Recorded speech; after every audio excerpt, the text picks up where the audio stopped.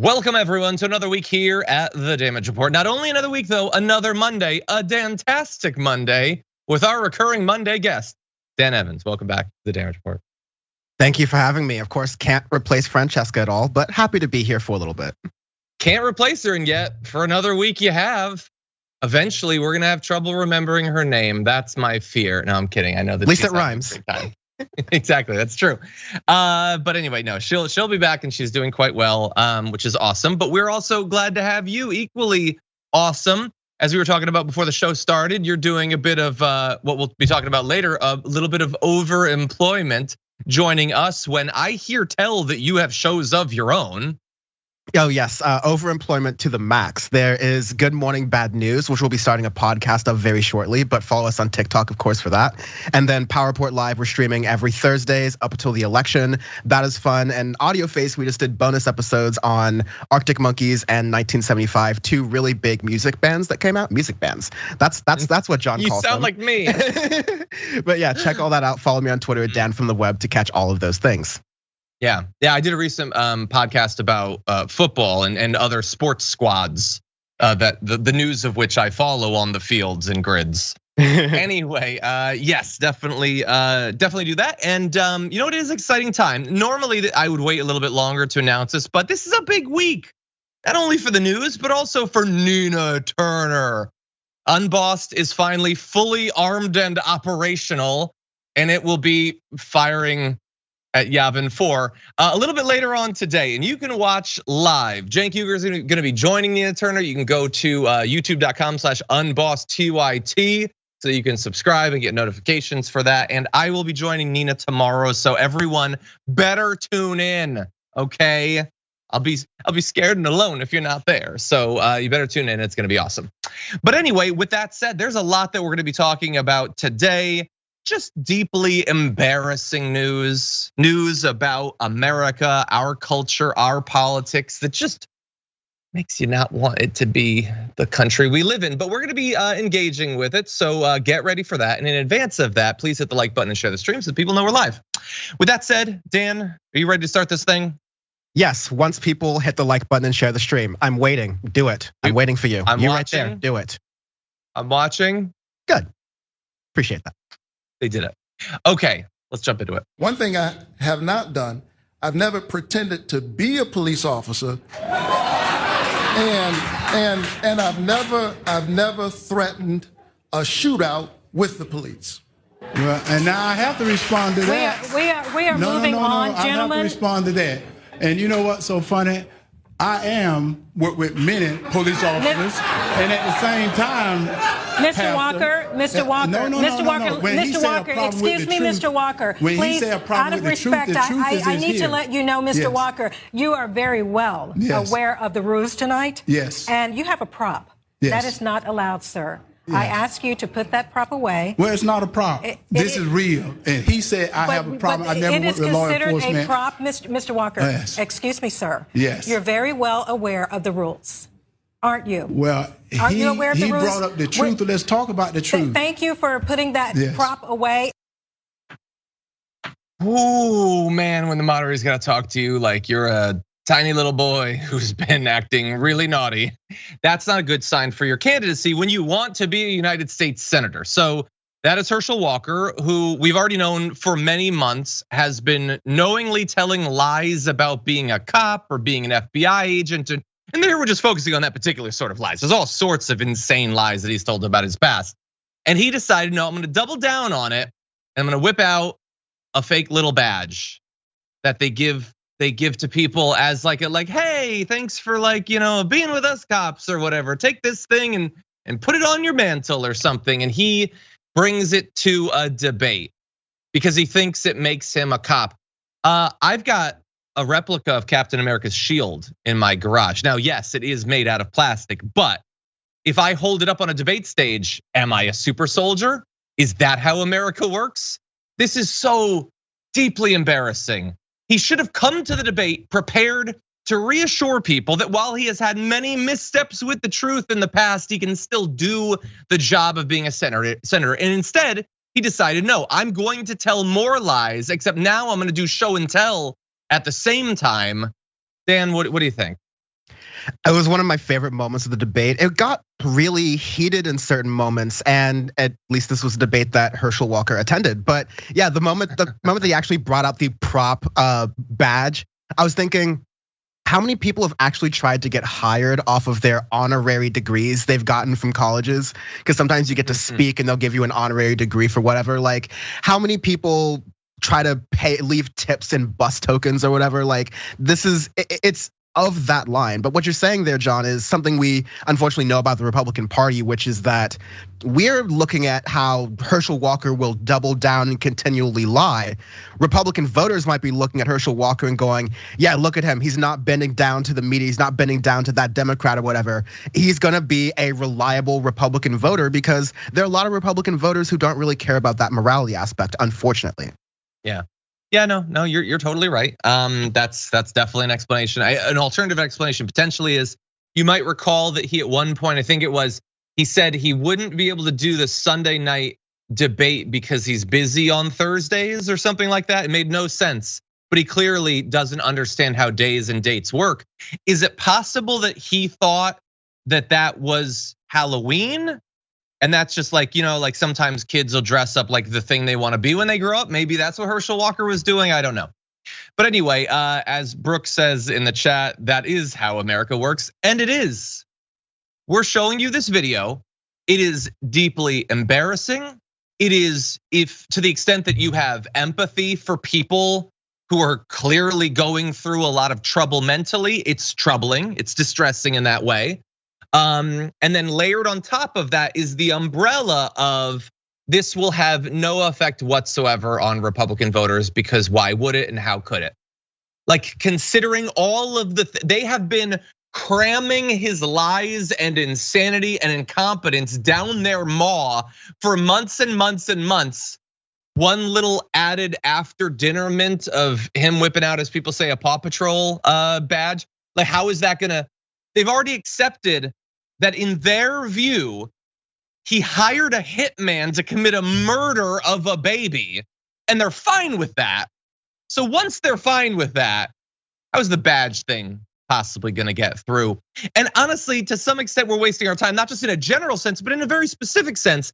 Every single time we try to get through to these people to convince them that this is not a guy who can do the job, a job that is important and complicated. Because at the end of the day, it isn't just that they don't care about him, they don't want competent people in government. They don't believe that government needs to or should function, and so they have no problem putting people in there who are just gonna be buffoonish placeholders. They're fine with that, because he will deliver to them the only thing that they do want, which is telling insane lies about the trans community, trying to, in a general sense, own the libs, whatever. That is the only export the government is supposed to produce. And while Herschel Walker is working with 1.5 neurons, he can at least do that. Like, totally. And you even think about the Republican strategy of, let's look at another candidate, Dr. Oz. We don't really care about this person, how they could represent a state. How Dr. Oz is the carpetbagger for Pennsylvania, right? We just want a reliable Republican vote. That's all we care about. We just want vessels for votes. And that's why it's important to highlight why the Democrats and Republicans, I hate both parties pretty extremely, but they're playing two different sets of politics. Republicans are playing a winner take all sort of strategy game where they just want reliable vessels for votes. Democrats, at least some of them, pretend to believe that, we want people who uphold values and principles, and if they're unbecoming of the office, we want them to step down because we're supposed to be better than the other side. But again, they're fighting war. Democrats are playing checkers. It's maddening. Yeah, no, 100%. You're totally right. The nature of the fight, that it's winner take all. And I will also just very briefly, I'm not gonna waste a bunch of time, but I'm gonna remind people that never allow anyone to have you think that what politics is this side and this side, and they're gonna fight, okay? And then that's gonna determine what happens. That is not the situation. The people, the economic powers they represent already are in control, okay? This is the empire versus the rebellion. This is not equal forces determining the future. The future is set as of right now. We're trying to change the future, and anything that they can do that slows it down, that obfuscates things, that wastes time, that provides roadblocks, that is continued rule for them. That is not us not being able to accomplish what we want and they can't accomplish what they want. And man, it's just gridlock and nothing gets done.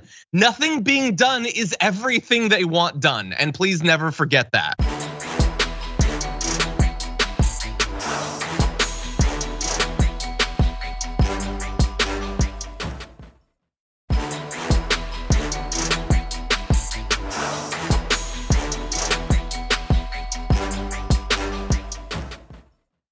With that said, Herschel Walker took a little bit of time out from his little badge prop stunt and eventually had to answer some questions about this. What the hell is going on and are you all right? And here is his response. Where's this one from?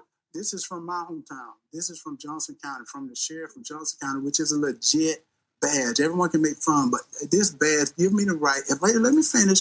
If anything happened in this county, I have the right to work with the police and getting things done. Does that have arresting authority or it's an honorary badge? It is an honorary badge, but they can call me whenever they want me and I have the authority to do things for them, to work with them on things. The National Sheriff's Association said an honorary badge, quote, is for the trophy case. Why make the decision to flash it at the debate? That is totally not true. That's totally true. Every fact that she said that she had already prepared because she is an intelligent person with some grasp on reality, which is why when he held up the badge again and said his little thing about him being a real cop, she gave him that look, that condescending but totally understandable look. He's insane. He's out of his mind. I mean, he does get our politics and how nothing matters, and so he understands the only really important things. But he's not a cop. We know that he's not a cop. Everybody knows that he's not a cop, and he's continuing to say it. Dan, this feel like so I'm white, okay? I've been around a lot of racists in my life. I understand racists and how they think. And this whole thing just feels to me like, I know that racists are so getting off on this. They're loving every word out of his mouth, every stunt that he does. This is everything that they want playing out. And it just makes me feel so sick every time a new episode of this disgusting show comes out. What do you think? I think that's a really good point. It's really interesting there because you see in a lot of cases where the Republican Party will happily take people who are willingly or just happen to hit the trajectory to where they can be used for their, let me fix that, they should be weaponized for their identities to further the Republican Party ideology. You take people like Candace Owens or Kanye West, almost put them together again, but let's make this close to home. Let's take Dave Rubin, and we've seen that sad example, right? He willingly let himself be used as a gay former liberal and saying, I'm leaving the left, all these things are bad, I'm talking down to them. It's playing right into what they want to believe. Herschel Walker, it's darker because there are a lot of voters who I think maybe just see, again, this is just gonna be an empty vessel for votes, but the point you're saying earlier about his lack of grasp on reality, in the same 2 or 3 sentences, he's essentially saying that the same authority figures that gave him the honorary badge and could call him up at any moment to say that badge allows him to be a police officer, like a full police officer, also said 2 sentences later that those same authorities don't have that ability to say what it is or not, because that journalist responded and said, hey, that badge is a trophy case. So it's detachment from reality warped in racism that racists will love and say, hey, look, that's a dumb black person that'll work for us. When in reality, this is exploitation. It's probably racial exploitation on the Republican Party, but it's definitely mental health exploitation. And that is, I think it's easy on the left for us to make fun of the Herschel Walker situation and go, haha, look at Republican who's doing a dumb thing. And we should, because this is reality and it should be fair. But this is also just like the Ye story is this exploitation. This is taking someone in a weak mental state and going, this would be a nice figurehead for us because this person can say the things we want to say but can't. And that's just, it's disgusting, like you're saying. It's a really dark turn in American politics. You're 100% right. It's why for some time, I didn't like even covering this race because I felt like to just give my honest opinion about what he's doing and what he's saying, it makes me feel disgusting to do it. And like we were covering a story, I think, on Indisputable, and Rashad told me like you can't feel that way. And the way he worded it was, no, he's just a dumbass, and you need to point out that he's a dumbass. But it did feel, it all feels so manufactured. Like I can see the racist plot and every bit of it, and I hate it. I hate it. I hate the exploitation of as you say, it's not just the exploitation of like a willing black conservative, but of somebody with mental health problems. And this isn't even the only case of this going on this week. So I don't like what seems to be a trend of this. It feels so deeply nasty. And we know Republicans are not above using figureheads. I mean, like we saw what they did in the AOC primary. There's a one time where they're trying to primary AOC with a Latina woman who was like further left, but they tried to, appeal in certain ways that are extremely condescending to other demographics. Hell, I've known people who were like black conservatives who were also former football players who were picked by the Republican Party. They're like, we're gonna pair you with certain other black political figures in the Republican Party, and we're gonna have you run elections because this is a deliberate strategy. Now, it often doesn't get as ugly and exploitative as it looks right now, but it is always ugly and exploitative. Let's make clear about that. I still do think it's important to talk about it because I mean, it's ugly and exploitative, but it's the chess piece, the pawn, unfortunately, to use that phrase, the Republicans are putting forward in this race. And this is a real race where people are actually going to be represented. And if Herschel Walker gets elected, Georgia is going to like face, I worry, irreparable damage. Yeah. And as it's within a few points. So this is gonna be one of those races that I know both of us that night, we're just gonna be click and refresh and just hoping that against all hope, something good or even just something rational happens. That said, let's go into this next video. Let's look at other people having to defend this nonsense. The prop that he had, that badge, was the cop notice honorary badge badge, or what was it? I couldn't make it out. I don't know what it was. I believe it was a police badge, but I couldn't. I couldn't see it from where I was, so I really don't know. Did you find out if it was like, you said it was his, was the cop telling you one? Well, again, I couldn't see it from where I was, so I can't really speak to what it was. So what should we call it, prop or his police badge? I don't know because I couldn't see it. I heard the woman ask him to put it away, and he put it away, but I couldn't see what it was. Okay, so that is conservative strategist Ralph Reed being asked almost immediately after the first Warnock Walker debate, why is the candidate that you support holding up a fake police badge, an honorary prop? Why is he acting as if he's a cop? And what you got to see was not a unique thing. Politicians do this all the time. They did it for years while Trump was president about literally anything he tweeted. I didn't see it. I didn't read it. I can't say anything about it. And that never really makes any sense when it comes to a Trump tweet because yeah, you did, you liar, you saw it. Or if not, I can read it to you right now. But it's what, 5 times dumber in this instance? It was a badge. You saw that it was a badge. And if maybe your long distance vision isn't that great, we're telling you it was a badge. You know that it was a badge. He said it was a badge when he held it up. I didn't see it. I didn't know. There was something in my eye. The sun. I couldn't really. There was a palm frond that was just moving in front of my eyes. What a deeply embarrassing position for a conservative strategist to be. Like that guy is there because he believes he's got it all locked down. He understands all of this stuff. He knows how the conservatives should take power, and he's honestly not even that wrong.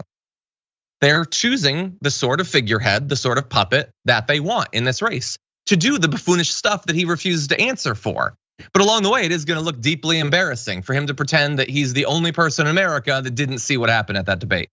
Dan?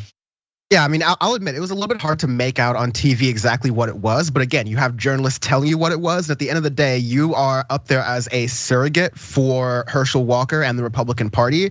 Like, listen, the truth is you are a spin doctor. That's pretty much what that was. That was post-debate after debates when you're there in person. You have spin rooms where the debates, the politicians, their surrogates are trying to talk to the press and they're trying to get their side of the story out as quickly as they can so that they can set the narrative for the debate. if your narrative for the debate was responding to the question of, hey, your candidate did something really dumb and really embarrassed themselves, and a series of embarrassments this entire campaign will be, what's your response? And your response as a paid surrogate for that campaign is, I don't know what that is, and I've never seen that. And I'm gonna continue like I can't even pivot quickly enough off of that. You're bad at your job and you have a bad candidate. That's all that says to me as a viewer, even if I'm being like objective about it. Well, they definitely have a bad candidate.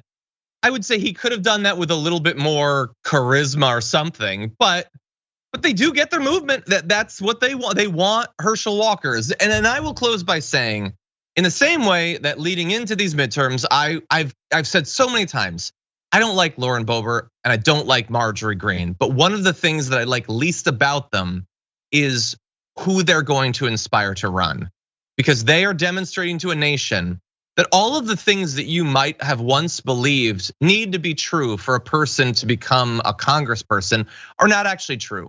You do not have to have accomplishments or intelligence or grace, or even a husband who hasn't wagged his ding dong at little girls. You don't have to have any of those things. You can just run. You can just be the crazy Facebook mom who posts about QAnon and stuff, and you too can become a congressperson, and that is true. We have way crazier people than them running in the cycle. And in the same way, who is Herschel Walker inspiring right now? Not just the candidates, but the strategists. What athletes or washed up movie stars or whatever are they going to put in a suit and prop up against a podium? And that's gonna be their next person that's running for Senate. I don't know, but I know that in 2024, we're gonna find out. There are gonna be some insane candidates. Everyone needs to buckle up.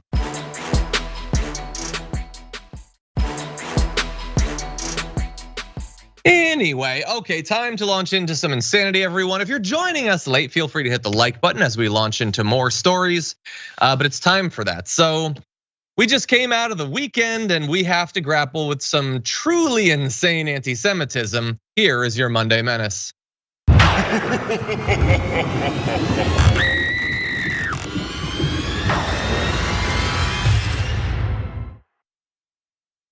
No, it's not Kanye West, although we'll get to him. No, this one's for Trump because his was more pure, more undiluted. He decided to bleat on Truth Social in response to nothing that anyone can figure out. He just decided to send this one day. No president has done more for Israel than I have. Somewhat surprisingly, however, our wonderful evangelicals are far more appreciative of this than the people of the Jewish faith, especially those living in the US. Those living in Israel, though, are a different story. Highest approval ratings in the world could easily be PM. US Jews have to get their act together and appreciate what they have in Israel before it is too late. So, talking about how people of the Jewish faith living in America should be grateful to him for something that he did that he won't define. And that because they're not grateful to him, they're being disloyal is already super disgusting and playing into some of the most deep-seated anti-Semitic tropes. The ideas of loyalty and how you're supposed to feel this attachment to either, I guess, Trump now, but generally he's saying you should feel an attachment to Israel, and whatever happens in Israel, you have some sort of obligation to feel the same way, which is insane. All of that would be bad. But to then throw on at the end, before it is too late, which I don't know, feels a little bit like a threat to me. And again, all of this was in response to nothing that anyone can identify. I don't know, like Ilhan Omar is an anti-Semite, I guess, because she said the Benjamins thing. So let's not focus on this, I guess, which the right doesn't have a problem with. Fox News is not leading with this. They're perfectly fine with what he had to say about the loyalty of American Jewish people. This is a common point by certain right-wing Jewish people. Like I always remember Ben Shapiro being interviewed by the BBC where he was being pointed on this, how he was being challenged on, well, wait, what right do you, Ben Shapiro, have to speak for all Jews in the United States? Especially when like there are more progressive Jews, like politically progressive Jews in the United States than there are conservative Jews such as Ben Shapiro. So it's really weird for him to not only just say that he speaks for all Jewish people, but he will do this thing where he says, okay, these are like the good Jewish people, and then these are people who are like not Jewish enough based on nothing but their political affiliations. And it's ridiculous. And we have a current graphic, if the technical director could get it off, of the next tweet from Jonathan Greenblatt, who says how we don't need the former president who curries favor with extremists and anti-Semites to lecture us about the US-Israel relationship. It's not about quid pro quo. It rests on shared values and security interests. This Jew-splaining is insulting and disgusting. I'm glad he used that phrase, because like black splaining, brown splaining, it's this thing where you start to speak for another culture, another culture's relationship. Now, yeah, I think the US-Israel relationship is very complicated, and I'd like to see that relationship have more consideration for the lives of Palestinians who live in an essentially open air prison. But I think that is like, for Donald Trump to come in here and say, oh, you better watch out, I basically could be the king of the Jews, more or less. Like, he is way overstepping his boundaries, and it's not surprising because, I mean, Ye is getting a lot of attention, and all of the big attention grabbers in politics and in media right now are going,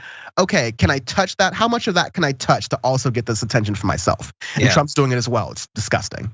Do you think, I was actually wondering about that. Do you think that there's like a direct connection there? Is this him, like Kanye West is telling the nation that he wants to be, I guess, the most prominent anti-Semitic conservative? Is this Trump feeling like he's being like boxed out and he needs to reassure them in this random message that, again, has no relationship to anything? Like, is this his attempt to reassure anti-Semites that he's got their back? Why do it now? Yeah, nothing about Trump is necessarily random. It might feel random because it's poorly thought through and poorly executed. But no, Trump is extremely terminally online. And of course he's paying attention to what Ye is doing, because I mean, Ye and Trump at one point were surrogates. In fact, we know, like on record now, there's a call that Trump had right after the Tucker Carlson interview when all this started, where Trump was like, this guy might be going a little bit too far in this whole thing. I think he really needs to tap the brakes here. That's kind of like what he was saying there. Of course, we've had situations where Trump or people in the Trump orbit will at 1 minute go, oh wow, this is extreme. And then like 15 minutes later go, oh, but this might actually be red meat for our base. And so they try it, they realize that the Republican Party writ large will look at that and go, oh, well, that's a little bit disgusting, but we're all cheerleaders for the team, so we're gonna apologize for you anyways, thus giving them more wiggle room for this anti-Semitism. So it's a vicious cycle on the Republican Party that they don't seem willing to solve because it might cost them racist votes. I encourage rational people out there to just think about that, what that means for the country. Yeah, 100%. And I would just like to see, okay, so the right is perfectly fine with this. They're okay. We don't have this graphic, but Newsmax actually at least is talking about this with a lower third that says Trump Jews comment draws backlash. So what's with the passive lower third? If it was Ilhan Omar, do you think they'd be saying, Ilhan Omar's comment draws backlash. We report on the conversation that's over there. We have no thoughts about it. We're not gonna opine on it. Why all of a sudden are you so hands off? Because they don't actually care. And that's fine. Like if you like anti-Semites, if that's what you want, and we know that for many of the right it is, then just stop pretending, okay? If for no other reason that it's gonna make Ben Shapiro really uncomfortable, and I would love to see it. Last like 30-second example, right? Because on the left, you have an example of this kind of recently. In LA, you had a bunch of city council people who were caught on tape saying racist things against black people and Latino people. There wasn't this thing, largely like it was mixing in that relationship, but like there wasn't this thing on the left where people were like, oh, well, this is racism and it's bad, but we have some racist voters and maybe we can like took this aside and treat this differently from racism we see on the Republican Party. No, there are people protesting outside of the remaining council member who hasn't resigned yet out of his house as they speak for the past like several days now. So this is not something that the left does. This is something where the right is like, oh, we have terrible people on our side, let's protect them for votes. It just shows why this is asymmetric politics that we're dealing with right now. We're not fighting the same battle. The Democrats need to realize this and not stoop down to their level, but understand this strategically. Yeah, and as you're pointing out, she was actually forced out. there were actual consequences. On the right, I mean, come on, that's just not gonna happen.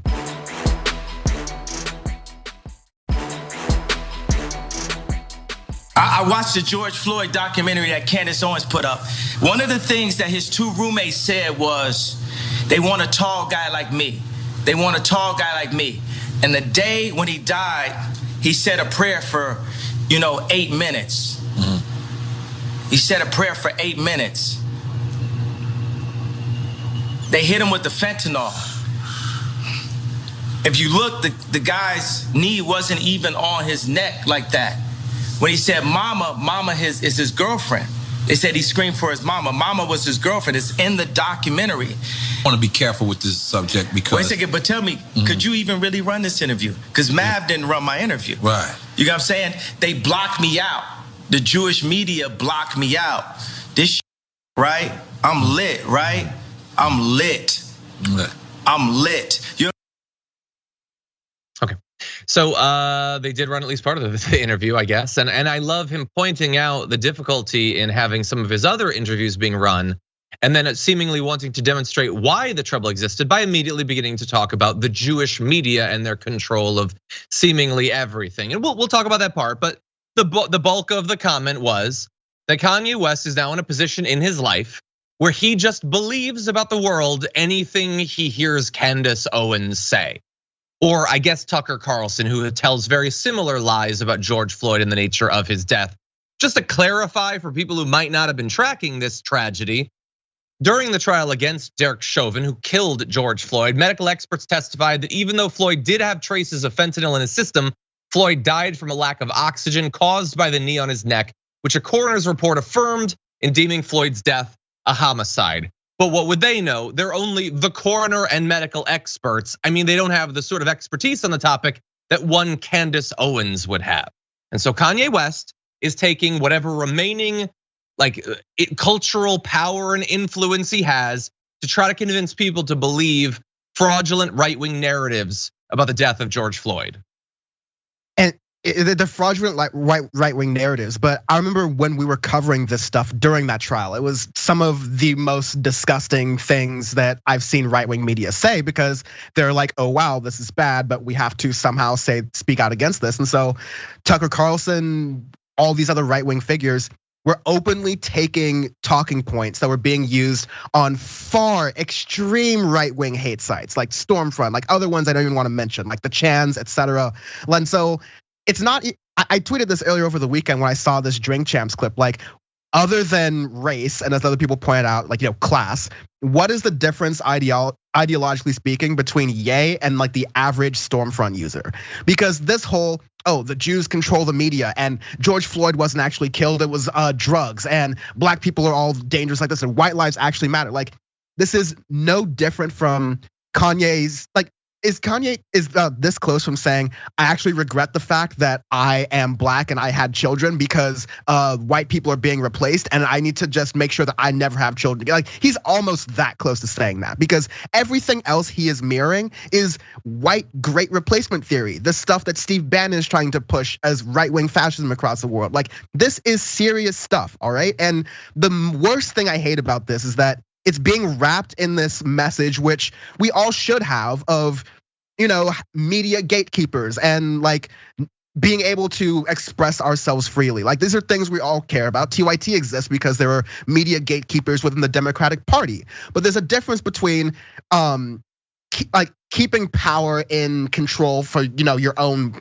worthiness or values, like the Democratic Party does, versus going into anti-Semitic tropes that have existed for decades and centuries, which is what Kanye West is muddying the waters with personally. And so this is, the last thing I'll say is that the Ye stuff is particularly frustrating because most of the time political people like Marjorie Taylor Greene, I've got news for you, thankfully or not, no one outside of political spaces actually knows who Marjorie Taylor Greene is. She's just a regular political figure, right? So if you're not already watching politics all the time, thankfully, she's not in your world of business.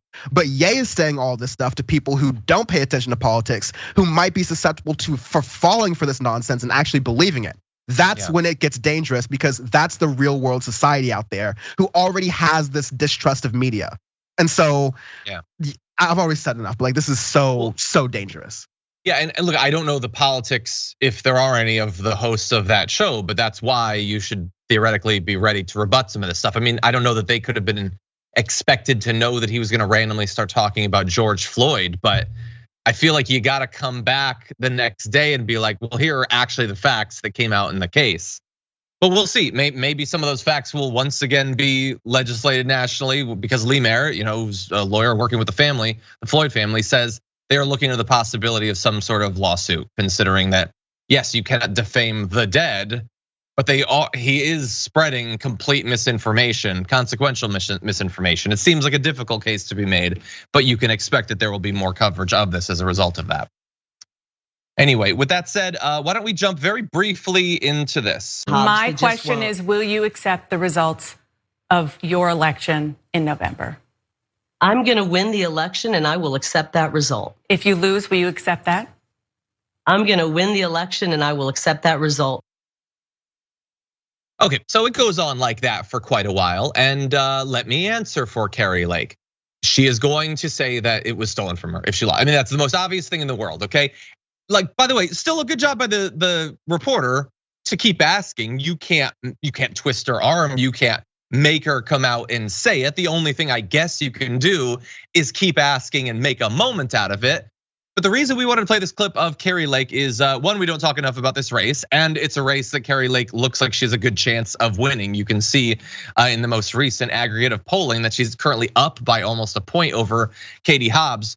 But also, while there are so many things going on in America that we have to track, and we care about the war against the trans community, we care about people's ability to determine what happens to their own bodies, and we care about a lot of different things. The backdrop of all that is we are almost certainly going to head into December with a lot more people in elected office that have no interest whatsoever in democracy. And hopefully some of them will be stopped from getting in those positions, but there are gonna be more election deniers and automatic believers in fraud, even in Republican primaries, once we get through this election. She's one of the most prominent ones.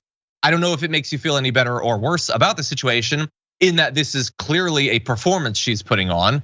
Just a couple of years ago, she didn't like Trump, she wasn't interested in any of this. That personally to me seems worse, not better. But understand that yes, there are gonna be a lot of people that are gonna be waiting to use their newfound positions of power to help people like Donald Trump the next time he loses an election and would like to win instead. Dan, what do you think?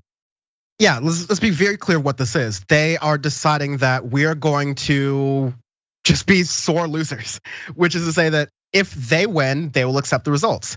If they lose, which we have tested every single election, there is negligible, virtually no voter fraud, like 34 or something like that. I'm not gonna say like the exact numbers, right? But it's virtually no voter fraud every single election they do.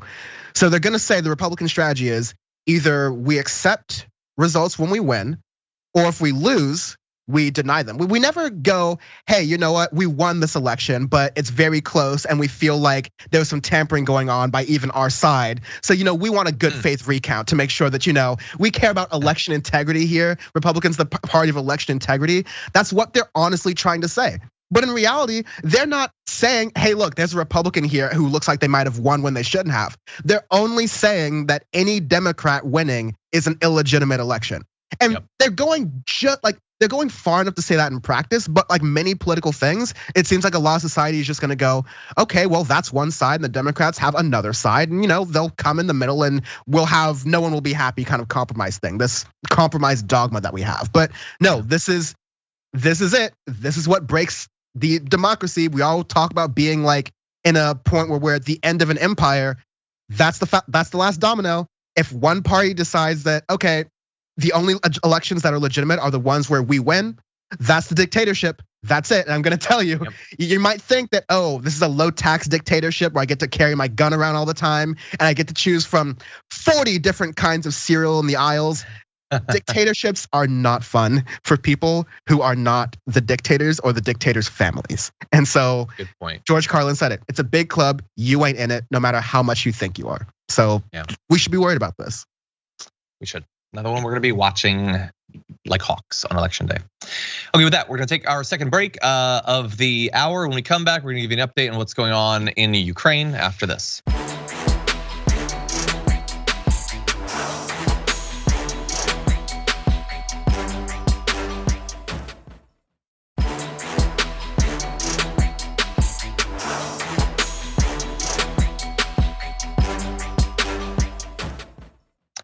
Okay, everybody, let's dive into what's going on over the sea. It's now been a couple of months since Vladimir Putin announced his draft. It's a draft, he calls it a mobilization. It's a national draft. They're drafting hundreds of thousands of people to throw them into a meat grinder in Ukraine so that he can get prestige or something. The Russian people get literally nothing, but Vladimir Putin sees some sort of gain in it.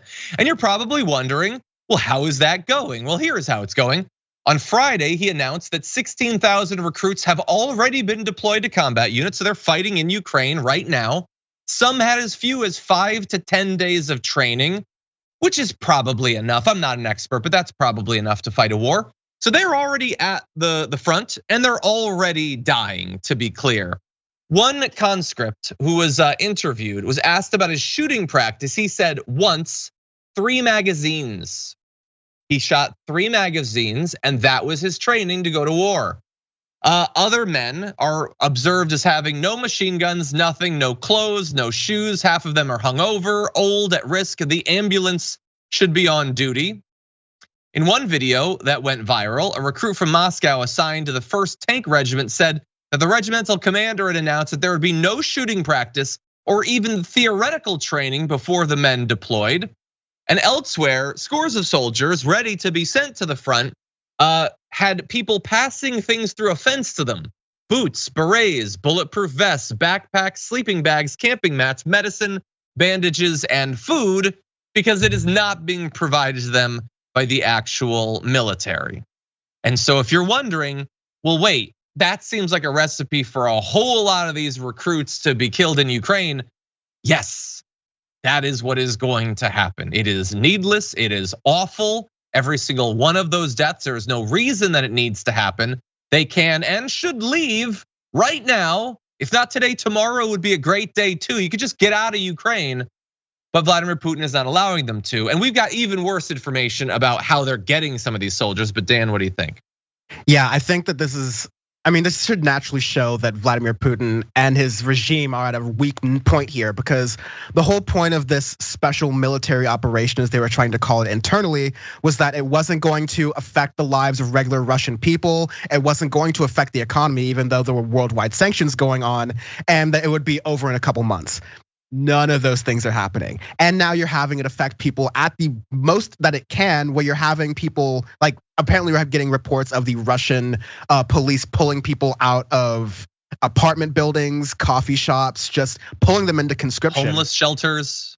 Homeless shelters. Gangs. It's old school press gangs. They're going around to places where they think these are undesirables that nobody's gonna miss, and they're taking them and they're conscripting people into the military against their will. Let's be clear about that.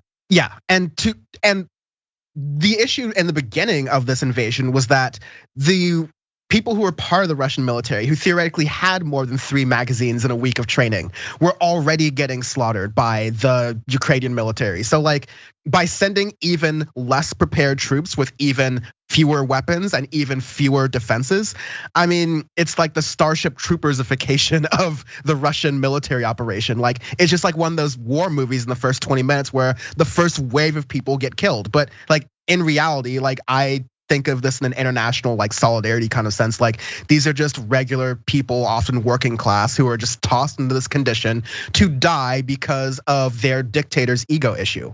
I despise that. I hate that. Yeah, we hated, like in the run up to Iraq and Afghanistan, we hated like that the media would always present like what the regime wanted you to believe and encourage people to enlist for that reason. We hate the military recruiters who go to schools and try to get people to go to the military. We don't like that sort of pressure. But let's keep in mind, this is way worse. They are literally just going in and taking. They went to the dormitories for a construction company. They rounded up more than 200 men, and they're just sending them to the front to die. These are not vets. These are people who are supposed to be doing drywall, and they are going to be going up against Ukrainian tanks soon. This is awful. I hate the deaths of the Ukrainian civilians and the fact that Russia just launched a series of dozens of Iranian-made kamikaze drones, just explosives that fly and just go and fly into something. That's terrible. But I also don't want these Russian soldiers to leave or to lose their lives needlessly in a war that they have no interest in. And I know that these people have no interest in it because so many people are desperately trying to get out of that country. Anyway, we'll have more to say about this in the future. We just wanted to give you an update on the recruitment, but let's launch into our last topic for the hour. We've all experienced road rage, but this is one of the worst, most tragic instances of it that I can think of. Two fathers in separate cars began shooting at each other's cars while driving, and they ended up being fine, but both of their daughters in the respective cars ended up getting shot because of what they did. This is William Hale and Frank Allison. It happened near Jacksonville. Shockingly, there are the two men that decided to do this. The details of how it started, it's pretty much exactly what you would think. They were driving, they started to brake check each other. It's described as a cat and mouse game. Someone flipped the other person off, then someone threw a water bottle. Then one of them decided, oh, I have a gun right here, so why don't I just murder someone? Picked up the gun, fired at the car, and hit this guy's 5-year-old daughter in the leg. So then that father, who also drives with a gun within arm's reach, picked up his gun and fired apparently everything that was in the clip at the other car, hitting a 14-year-old daughter in the back seat. She has a collapsed lung as a result of it. And so again, guns make everyone safer, except that if you have a gun, you can start shooting at another car and a little girl gets shot. By the way, they didn't learn anything from this. Once they stopped, they continued fighting with each other. And now 2 girls have been shot completely needlessly. Dan, what do you think? Yeah, so the only thing that stops a bad guy with a gun is a good guy with a gun. So that's why more people should get more guns. And if the good guys with the guns technically become bad guys with guns, then we just have more guns in our society, which just means we just have more crossfire, right? Like that just seems like the ultimate end is that, okay, if we're giving the good guys guns and the bad guys guns, and we're not always wearing good guy, bad guy shirts when we walk out of the house every single morning, then there's just going to be more crossfire. And that is American society. The fact that neither dad here was like, I'm driving my daughter. Maybe I'm just not gonna road rage. Like maybe nothing I'm doing right now, like no destination I'm hitting at, I can be 1 or 2 or 5 minutes late to it. It doesn't justify getting into a road rage incident that endangers the life of my daughter. Not only did one person in the situation not think about that, both people did. And this is like, unfortunately, this is a situation that has happened, but this is a microcosm of American society. I know for a fact this happens over in California too, with parents shooting at each other's cars with kids in them on the freeway. This is a ridiculous society we have in this country, and this is part of gun culture that we need to start curbing. Yeah, I don't know if either of them at the time thought that they were the good guy with the gun. I don't know if in this case the good guy with the gun is supposed to be a third person in a third car who's supposed to see 2 people shooting each other and then he's supposed to kill both of them. I don't know exactly how that's supposed to work. I know that going into this day, both of those men thought they were responsible gun owners. I know both of them thought that when they bought their guns, they were making themselves and their family more safe. But I will remind you, as I always do, when a gun is nearby, everyone is less safe. It is way, way easier to escalate to lethal violence when you have a gun. Those guys were not gonna get out of their car without guns and then literally rip each other apart with their bare hands. That was never going to happen. Once they had the gun though, they get to make the casual decision to escalate everything to lethal force, where they're willing to kill a random person in another car, even though they're firing through their car. The girl is right there, seeing her dad doing this, knowing that they could miss and they could hit someone else in another car and kill them. This is the power of a gun. It makes guys like this think, I'm God now, I get to determine who lives and dies. I don't have to make any of the sane, rational risk calculuses that everyone else does at every moment of every day. I'm now God and I decide who lives and who dies. Now, thankfully, in this case, neither of the girls are dead yet. Their lives are irreparably changed. They're never going to forget this, obviously. But thankfully, in this particular case, these psychos didn't actually kill anyone. Anyway, that is going to be all the time we have for this segment. I actually lost, oh, there we go, okay. We got more coming up in the aftermath, everybody, so don't go anywhere. We'll be right back.